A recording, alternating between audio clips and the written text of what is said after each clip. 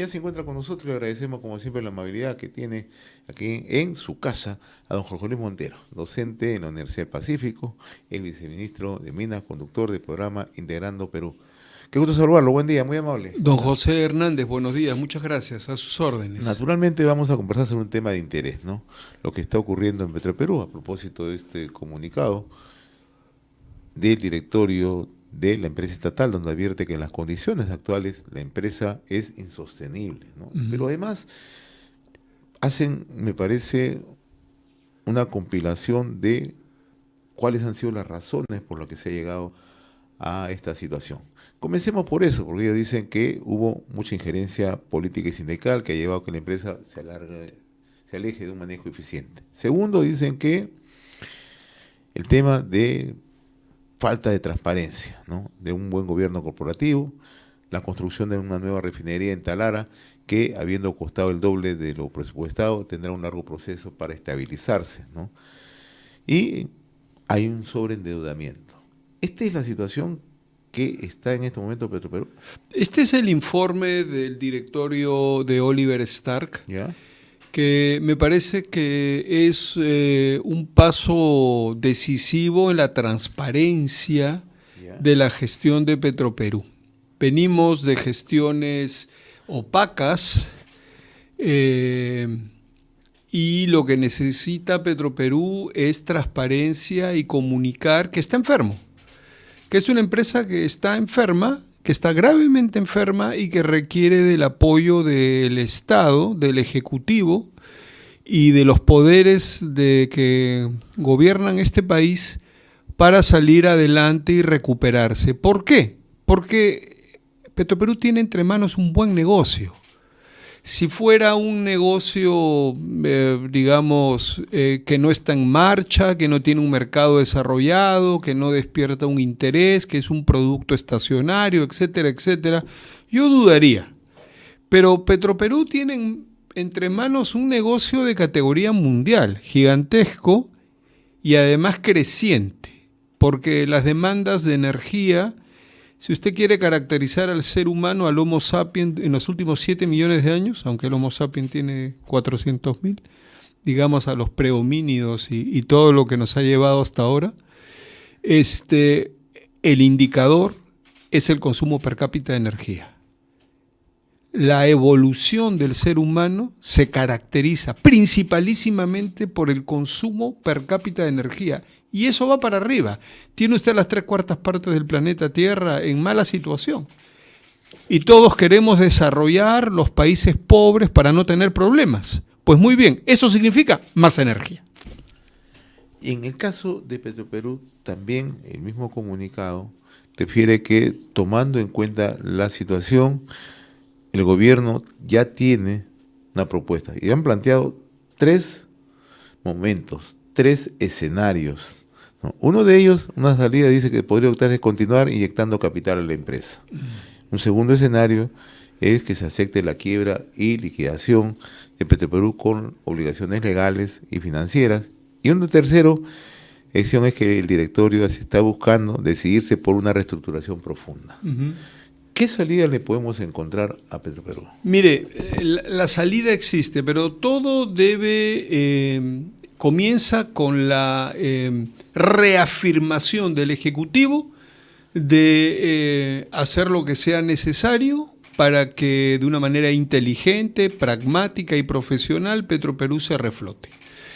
Eso es lo primero. Ayer el ministro del MEF, de Economía y Finanzas, ha dado una declaración al final del Consejo de Ministros, que es una declaración política, que no ayuda, no se entiende. Porque da la impresión de que lo que nos quiere decir es que todo sigue igual, en realidad mantengamos la indefinición y dejemos la cosa que siga durmiendo el sueño de los justos. Esa no es la respuesta que queremos escuchar todos los peruanos. Lo que queremos escuchar son soluciones. Por eso esa respuesta política, insisto, del ministro de Economía y Finanzas no sirve, no aclara, ni allana nada, ni cierra nada, ni significa en realidad nada. el primer camino, el camino de, digamos, vender Petroperú, imposible, porque las empresas valen por su flujo de caja. Y Petroperú no tiene flujo de caja, o sea que en este momento Petroperú no vale prácticamente nada, salvo los fierros que, bueno, se podrían vender al peso. Evidentemente ese no es un camino. Este es un país con dignidad. Eso no se hace. En segundo lugar está el hecho de liquidarla, ¿no? Formar una junta liquidadora y liquidar los fierros. Pero eso no exime al Estado de asumir, por ser el único accionista, de asumir las deudas de Petroperú. Y usted tiene unas deudas de CAPEX. ¿Cuánto es la deuda de Petroperú? La deuda de Petroperú de largo plazo es de aproximadamente 4.500 millones de dólares en bonos de largo plazo. ¿Y si el Estado liquida a Petroperú, tiene que todo? pagarlo? O sea, usted no está ni siquiera en un juego de suma cero. Está usted perdiendo una fortuna. Mire, los malos matrimonios o los matrimonios disfuncionales no siempre se resuelven con un divorcio. Hay cosas que se tienen que trabajar, hay cosas que se tienen que revisar, hay esfuerzos conjuntos y compromisos renovados. No solo es divorcios. Entonces, nos pasa un poquito eso con Petroperú. El Perú está casado con Petroperú. Y entonces tiene que resolver esta mala relación que tiene en este momento con Petroperú. Digo en este momento porque en la década de los años 70 y en la década de los años 80 la caja fiscal del Perú era Petroperú. ¿Ok? Claro. Petroperú le ha dado fortunas a este país, pero ha sido maltratadísimo por las injerencias indebidas políticas que le han hecho pagar lo que no debía pagar, reconocer y asumir lo que no debía reconocer y asumir.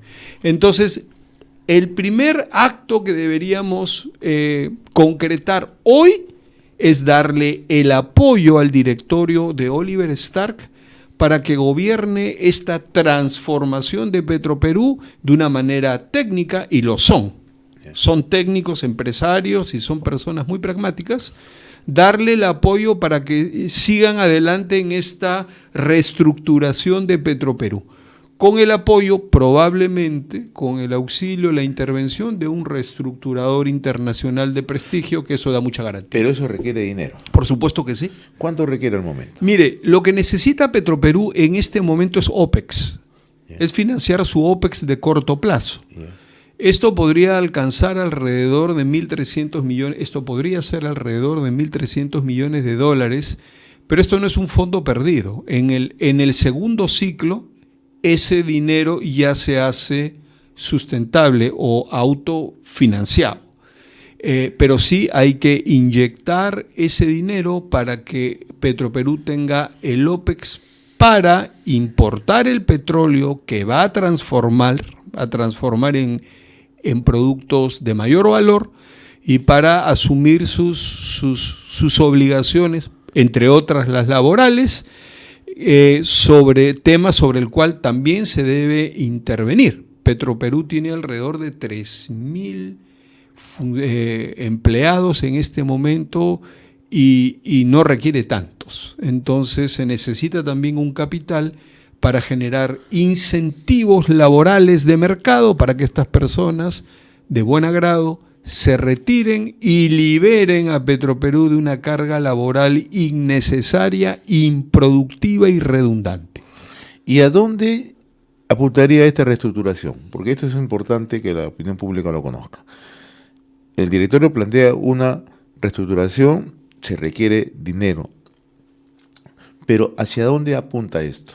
La reestructuración apunta hacia un Petroperú más pequeño, ¿ya?, más eficiente, más productivo, que genere utilidades.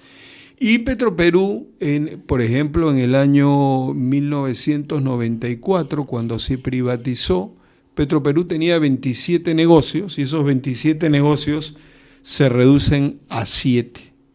Y hay una venta de una serie de activos de Petroperú por 650 millones de dólares de esa época que no fueron a las cajas de Petroperú. Entonces a Petroperú se le ha canibalizado y se le ha cargado de pesos financieros, de obligaciones financieras que no correspondían a la gestión del negocio. Hay que cambiar eso. Necesitamos que Petroperú sea una institución, una empresa pública de derecho privado, con autonomía e independencia administrativa absoluta. ¿Y cómo se puede alcanzar a esa autonomía e independencia absoluta? ¿Queremos tener un modelo tipo BCR?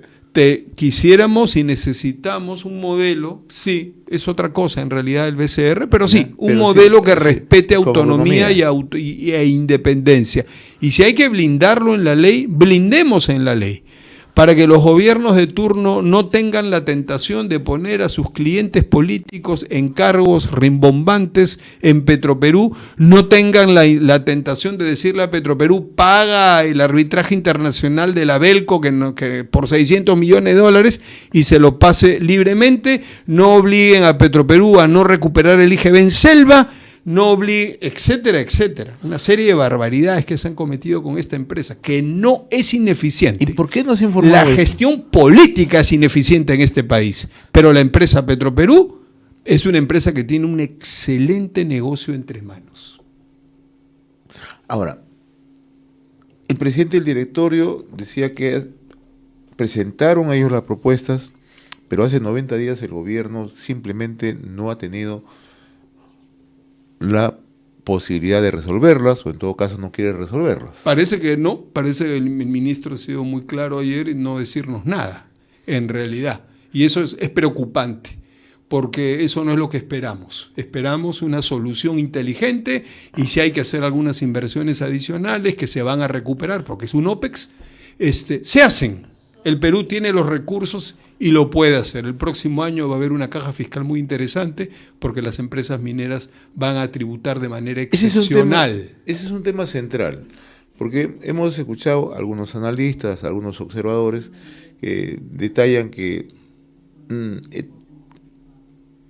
ponerle más dinero a Petroperú es forzar la caja fiscal y nuestro déficit no es el mejor que el que tenemos en este momento. ¿Eso es así? Mire, nosotros hemos tenido déficits de alrededor de 1%, 1.5%, que son déficits mínimos récord en la región.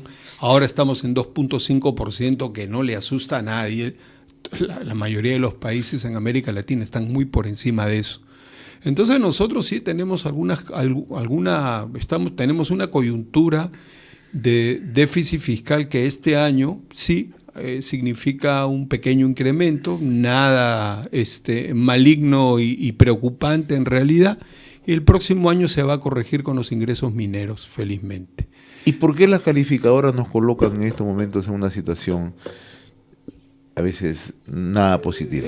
No tanto por el desempeño económico, sino es más bien por el desempeño político. Yeah. Hay riesgo, no por un mal manejo económico, sino hay riesgos por riesgos en la gestión por política. La inestabilidad que vivimos. Por riesgos tenemos, pues, señor Hernández, pues, presidente, los últimos presidentes han tenido menos de 2 años en promedio de mandato, en un país donde el mandato se supone que son 5 años. Eso le prende los semáforos rojos a Standard & Poor's, a Fitch, a todo el mundo. Y cuando se vulnera la seguridad jurídica, peor todavía. Y claro, cuando está, por ejemplo, en el caso de la minería ilegal y en el caso de la minería informal, la seguridad jurídica está en una franca discusión, cuando es algo que no debería discutirse.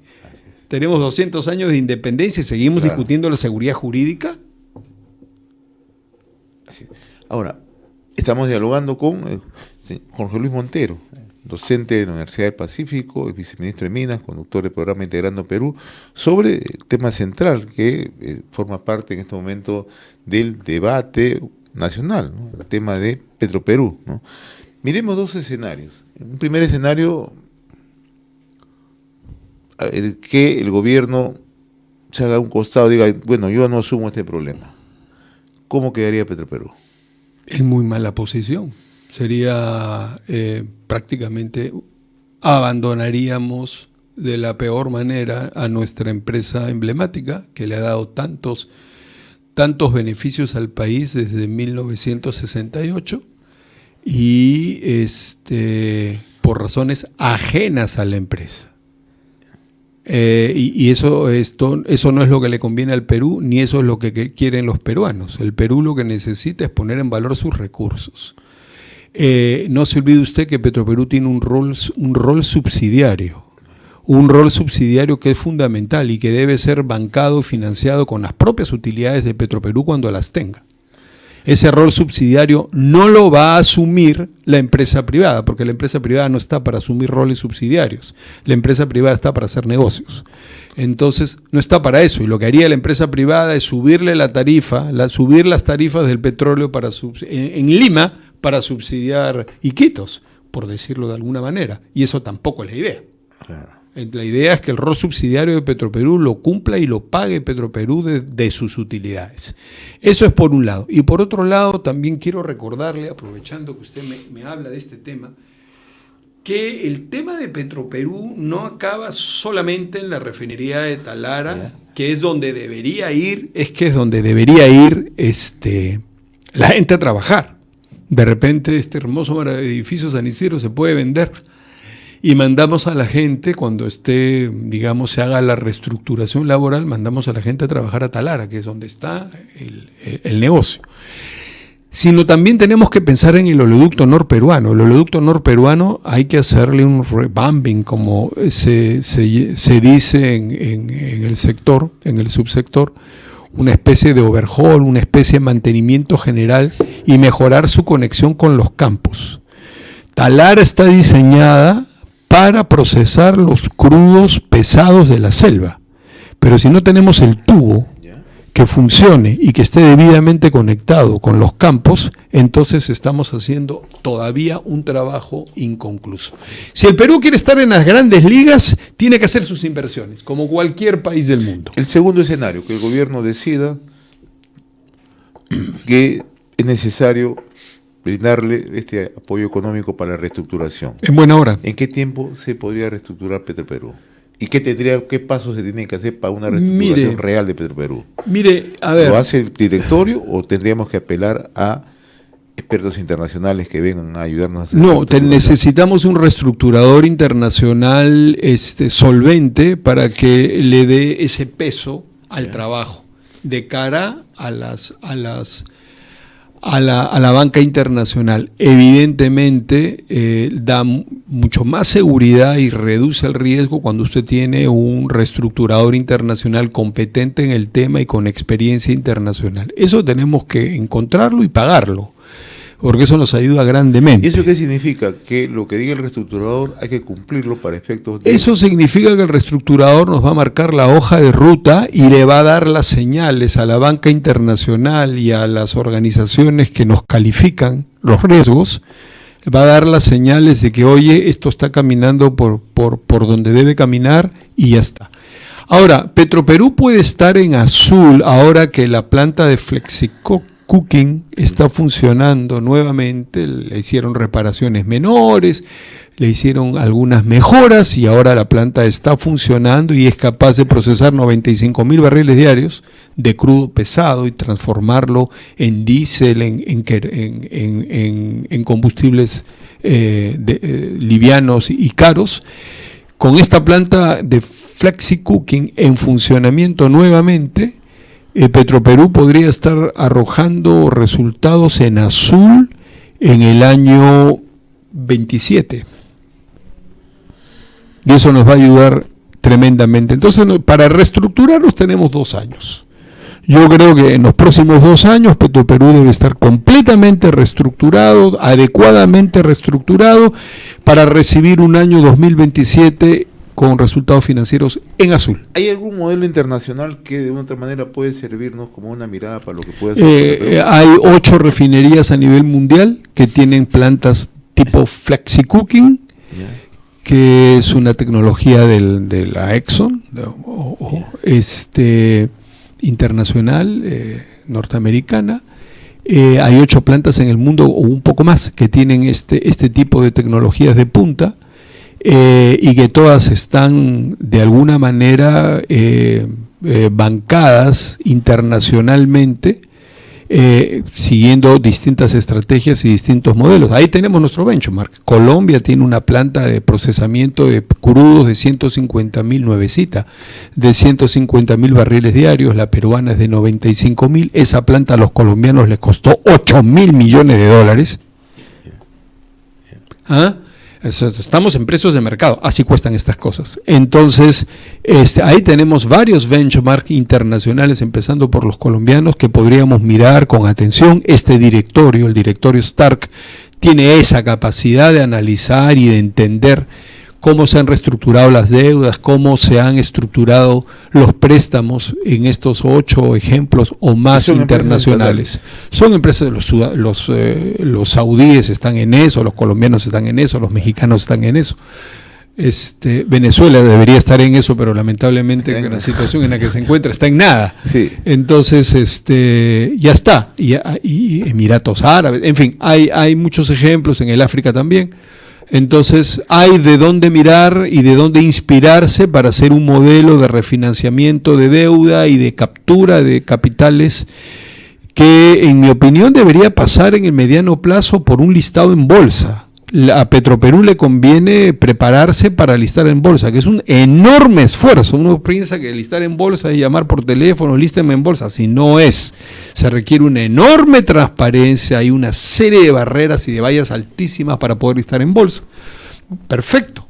Hagamos eso para después, en el mediano plazo, poder capturar capital privado y empieza a ser una empresa público-privada gradualmente, con tecnología de gestión, con tecnología del sector privado, que nos puede hacer aún más interesante el negocio. Aprovecho su visita esta mañana para hablar de otro tema que usted también conoce bastante, ¿no? Y estos días nos han estado llamando insistentemente de varios puntos del país, pero particularmente de Cajamarca, donde nosotros llegamos, ¿no?, a través de una serie de estaciones de radio, ¿no?, sobre el tema de la minería ilegal, el avance de la minería ilegal. Incluso hoy ya se puede confirmar que hay minería ilegal cerca a Conga, ¿no? Uh-huh. El otro día incluso conversábamos con un consejero regional que nos explicaba que sí, que en una visita que había realizado a la zona del Perol habían detectado así que hay ya minería ilegal. Sí, ¿cuánto es el avance de la minería ilegal en Cajamarca? Gravísimo. A ver, tiene usted hoy el dólar a 2.540 dólares la onza, el oro. Yeah. Perdón, el oro, 2.500, casi 40 dólares la onza Troy. Esto es, y con tendencias alcistas. Esto hace que el negocio del oro tenga ganancias extraordinarias. Y esto en concreto activa, por ejemplo, en todo el territorio nacional, activa laboreos mineros angostos de alta ley, que están durmiendo el sueño de los justos porque no hay cómo pagarlos, pero con estos precios los innumerables laboreos de vetas angostas de alta ley se activan. Entonces usted va a tener minería informal, ilegal, etcétera, etcétera, por todas partes. Fluvial, filoniana, de emplaceres, de todos los tipos. ¿Por qué? Porque el precio paga todo. Y es una oportunidad para las personas y las empresas que están dedicadas a estos temas y los conocen bien. Entonces, en Cajamarca, evidentemente, el oro cajamarquino evidentemente va a ser uno de los objetivos. Tiene usted la zona de Shahuindo, digamos, con donde está Pan American Silver haciendo esfuerzos descomunales para poderse, zona de Cajabamba, para poderse entender con los conglomerados MAPE informales que están muy cerca de sus operaciones o están en sus operaciones, incluso en sus zonas autorizadas, ojo, pero no es el único lugar. Hay un sinnúmero de lugares en Cajamarca interesantes, o a las alturas de Hualgayoc, etcétera, interesantes para el desarrollo de la minería a pequeña escala. Lo ve usted por todas partes y lo va a ver más por todas partes en Cajamarca y en el Perú. por el efecto precio, el tremendo tractor que significa ese precio. Pero, ¿qué ocurre? Porque hay lugares de Cajamarca, Hualgayoc, por ejemplo, el caso de Contumasá, el caso Celendín, donde ya se ha detectado que hay operaciones ilegales. De una u otra forma, ¿cómo es que se puede, por qué no se actúa? ¿Por qué la Dirección Regional de Minería no actúa? ¿Por qué no actúa la Fiscalía Especializada en temas ambientales? ¿Cuál es la razón? Yo diría... Sobre todo que en zonas sí, que son privadas, en zonas donde hay operaciones, ¿cuál es la razón? Mire usted, a ver, el tema es complejo, está muy complejo, ¿sí? Y muy interesante además desde el punto de vista antropológico, sociológico, político, empresarial, financiero. Es muy interesante desde todo punto de vista. Si podemos arreglar nuestros conflictos con la MAPE, con la minería a pequeña escala, podemos arreglar todos los problemas de este país, porque realmente este es un problema emblemático y multifactorial y multisectorial. Entonces, a ver, yo diría que el primer problema es una enorme indefinición respecto a qué hacemos con la pequeña minería y minería artesanal, qué hacemos con el Reinfo, cómo lo reemplazamos, para qué lo reemplazamos, cuál es la nueva estrategia. Hay una enorme indefinición. Usted lee el proyecto de ley del que está socializando el Ejecutivo y claro, uno lo ve y dice estupendo, excelente, perfecto, pero el problema son las consideraciones de base. Las consideraciones de base es que todo funciona muy bien en este país. Y entonces, si todo funciona muy bien en este país, ese proyecto de ley pues va a fluir. Pero este proyecto de ley no va a fluir porque las bases operativas, ejecutivas, articuladoras no funcionan. Entonces, este proyecto de ley y muchos otros que están en el Congreso por otras vías y con otros intereses incluso, tampoco van a funcionar. Porque las bases articuladoras, ejecutoras, no funcionan. Están perforadas por la corrupción, están perforadas por las indefiniciones y los vacíos legales y las contradicciones legales, etcétera, etcétera. Ahí hay un trabajo enorme en el marco normativo.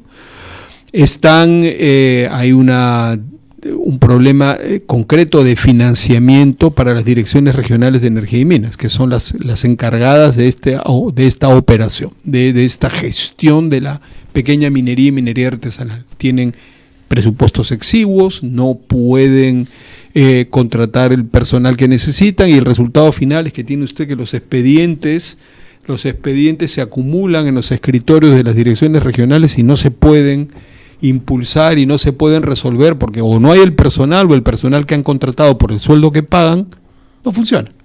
Entonces, por ahí tenemos problemas serios. Ahora, ¿cómo entender que Cajamarca en un momento ha vivido momentos críticos, ¿no? Oposición a los proyectos de inversión responsable o gran minería. Sin embargo, ahora hay sectores que siempre se han opuesto, no se ponen a la minería ilegal. No dicen nada frente a la minería ilegal. Y el otro tema es que en Cajamarca la gente hace minería, pero el discurso es, estamos contra la minería. Claro. O sea, ¿cómo entender eso? Mire, ese es un problema, en mi opinión, señor Hernández, digamos, que está vinculado con la historia de Cajamarca y cómo es el cajamarquino. Yo tengo la suerte de conocer muy bien Cajamarca. Sí. Llegué allí en el año 2012 cuando Goldfields me invitó a trabajar en relaciones comunitarias y desarrollo sostenible. Y aunque vivo en Lima, no he dejado mis propiedades en Cajamarca y viajo frecuentemente allí. Cajamarca es una tierra, digamos que, ¿cómo lo digo? Atesora una cierta rebeldía contra lo que no es Cajamarca o no es de Cajamarca. Una cierta rebeldía. y sobre todo en el campo, no tanto en la ciudad, que es más cosmopolitan y hay las universidades y las cámaras y etcétera, de comercio, etcétera, que entienden, están más globalizados. Pero el campo sí guarda una cierta desconfianza y rebeldía contra lo que no es de Cajamarca. Obviamente esa historia viene pues desde el cuarto rescate, etcétera, etcétera, detalles a los que nos vamos a referir, pero que está vivo en la cultura de Cajamarca. Entonces cuando vienen las grandes transnacionales con sus propuestas, su manera de ser, su manera de hablar, su manera de decir, inmediatamente genera cierto rechazo y cierta sospecha. En cambio, cuando el tema se ventila entre ellos, fluye porque finalmente son ellos mismos que están explotando de la manera más subestándar sus recursos minerales y mineros metálicos y no metálicos. Hay mucha cal caliza en la zona de Bambamarca, hay carbón también en Cajamarca, por supuesto oro, cobre, etcétera. Claro, pero ¿cómo entender es que se oponen a una minería formal bajo el argumento que contamina, sí, claro, bajo el argumento que afecta a cabeceras de cuenca, pero hacemos minería ilegal? Claro, lo que sucede es que Cajamarca, de alguna manera, la Cajamarca rural, la Cajamarca, digamos, de la protesta y de la desconfianza, por razones históricas que podemos también comprender, es una Cajamarca que entiende que el oro de Cajamarca es para los cajamarquinos, esa es la forma como ellos piensan. Entonces, ya veremos los cajamarquinos cómo aprovechamos el recurso. ¿Y cómo esto está afectando a las inversiones que puede proyectar Cajamarca? Cajamarca tiene potencialidades, claro, tiene varios proyectos en curso. ¿Sabe dónde falla este argumento y qué es lo que los cajamarquinos deben entender finalmente? Es que Cajamarca no solo tiene recursos filonianos o canteras ricas. Cajamarca tiene diseminados masivos de baja ley que la minería a pequeña escala no puede explotar y que requieren de una gerencia y de un financiamiento y de una conectividad con el mercado internacional que Cajamarca no tiene. Y el Perú en general no tiene. Por eso los principales yacimientos diseminados de metales en Perú están en manos de transnacionales que sí tienen los financiamientos y las capacidades y las conexiones que se requieren para estos negocios gigantes. Se lo preguntaba porque en Cajamarca hay un crecimiento, si no exponencial, seguido del aumento de la minería ilegal. Y hablo de minería ilegal. O sea, nosotros diferenciando de la informal o artesanal. Así es. Diferenciándolo. Uh-huh. Entonces, ¿qué hacemos? Cuando yo le pregunto al representante del Ministerio Público en materia ambiental, me dice, yo solamente actúo cuando hay una denuncia. Uh-huh. Le preguntan al director de la regional de energía y minas, no tenemos recursos. Uh-huh. Se ha formado una mesa técnica, pero me parece que es declarativa. Claro, si no hay recursos es absolutamente declarativa. No tienen ni gasolina para las camionetas, no pueden verificar las coordenadas UTM de los reinfos, entonces ¿cuál es su trabajo? Entonces, ¿qué salida le encontramos? O sea, queremos que esto se convierta como una suerte de lo que está ocurriendo en Patás, y si no actuamos a tiempo, y paralizamos todos los proyectos, porque ese también es otro de los objetivos, ¿no? Sí. Porque, por ejemplo, no escuchamos a organismos no gubernamentales como Grufides pronunciarse sobre este tema. Claro. No escuchamos a la señora Mirta Vázquez pronunciarse sobre este tema, al señor Marco Arana no lo escuchamos, ni a otros, ¿no? Pero sí sabemos que alientan paralizar otros proyectos. Así es. La minería ilegal, que es aquella que se practica en zonas prohibidas o que se practica vulnerando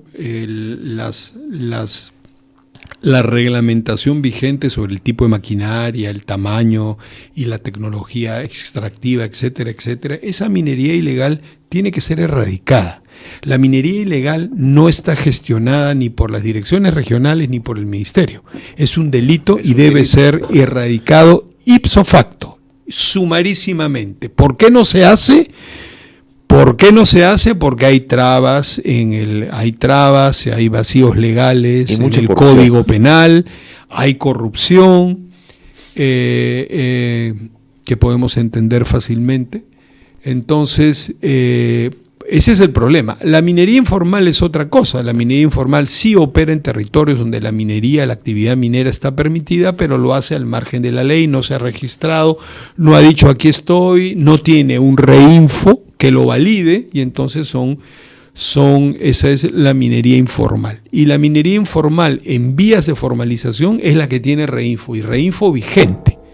Porque los que tienen reinfo suspendido, si no se ponen a derecho, si no avanzan su tramitología en un tiempo prudencial, 180 días, 300 días, 270 días, etcétera, etcétera, pasan a la categoría de ilegales porque no avanzan su tramitología. ¿Es cierto que en Cajamarca con ese reinfo suspendido operan? No deberían. Seguramente que sí. Y ahí está el tema de la corrupción. Ese es un pasaporte peligroso. Sí, peligroso porque los reinfos suspendidos, que no tienen coordenadas claramente identificadas, que no tienen un igafón preventivo, que no tienen un igafón correctivo, que no tienen muchas cosas, son operaciones y laboreos que pueden estar pasando bajo el número de su reinfo oro ilegal de la selva. Una pregunta final ya para culminar. Si esto sigue, ¿puedes frenar los proyectos de inversión en Cajamarca? Si esto sigue, por supuesto, tenemos los proyectos de inversión en Cajamarca, están frenados, ¿no? Están frenados. Tiene Yanacocha Sulfuros, claro, frenado. Tiene Conga, parado, absolutamente. Tiene Michiquillay avanzando como una tortuguita hace décadas. Tiene Galeno mirando y no da razones de avances y de reactivación. SMMG Las Bambas es la misma empresa. Galeno, un proyecto entre Conga y Michiquillay, está parado y es rico. Tiene usted la granja de Río Tinto, que es gigante, claro, y está también detenido y deshojando margaritas y no saben bien qué hacer, ni cuándo hacerlo, ni cómo hacerlo. Cajamarca tiene una fortuna en minerales. No hay una Yanacocha, hay varias Yanacochas desde Cajamarca hasta la frontera con el Ecuador, hay varias Yanacochas, pero no hay cómo entendernos todavía y no hay cómo ordenarnos todavía y no tenemos una hoja de ruta, no tenemos compromisos con el gremio minero en general en Cajamarca para poder poner en valor el enorme patrimonio con el que ha sido bendecido por la naturaleza Cajamarca. O sea, es un riesgo latente. Si no solucionamos eso... Es un riesgo real, ya lo estamos sufriendo. Cajamarca ya está sufriendo las consecuencias de no tener en marcha sus negocios mineros. Y va a ser peor. Y ahora va a sobreabundar la minería ilegal y la minería informal, que en estas condiciones no ayuda. Necesitamos una ley para la pequeña minería y minería artesanal que solucione los problemas. No que sea una ley formalista, una ley, de gabinete. Tiene que ser una ley que resuelva los problemas tomando en consideración que la concesión obliga al trabajo, tomando en consideración los aspectos laborales, tomando en consideración los aspectos ambientales, los aspectos tributarios, los aspectos operativos, reducir el uso del mercurio, etcétera, cambios tecnológicos, etcétera, etcétera. Una ley pragmática y bien financiada para que realmente se pueda implementar. Y en mi opinión sí tenemos que aprender a trabajar con los gobiernos regionales. Esto de centralizar la formalización en una institución nueva, etcétera, etcétera, solamente funcionaría si nos vamos a dedicar a los reinfos vigentes y a los 2.000 formalizados. Cosa que no existe en ese momento. Obviamente, se desbordó todo. Entonces usted no puede decir, me quedo con mis 23.000 reinfos vigentes y con mis 2.000 MAPES formalizadas y el resto pasan a la ilegalidad y que la policía se encargue. El resto es 1 millón de peruanos. ¿Cómo va a hacer usted eso? Muy bien, José Luis Montero, yo le agradezco la amabilidad de habernos acompañado sobre 2 temas centrales, uno Petroperú y el otro tema la minería ilegal, centrado en este caso en Cajamarca. Y anunciamos que próximamente don Jorge Luis Montero, docente de la Universidad del Pacífico, en su momento ha sido viceministro de Minas, conductor del programa Integrando Perú, va a ser columnista cada semana con reflexiones que nos van a ayudar a mirar el desarrollo del país. Hablando en serio. Hablando en serio. Muy bien. Así Muy que cada bien. semana lo vamos a tener, aparte también de la co-conducción de Integrando Perú. Señor Hernández, muchísimas gracias. A sus órdenes en Integrando Perú y en RCR. Y hablando en serio. Y hablando en serio.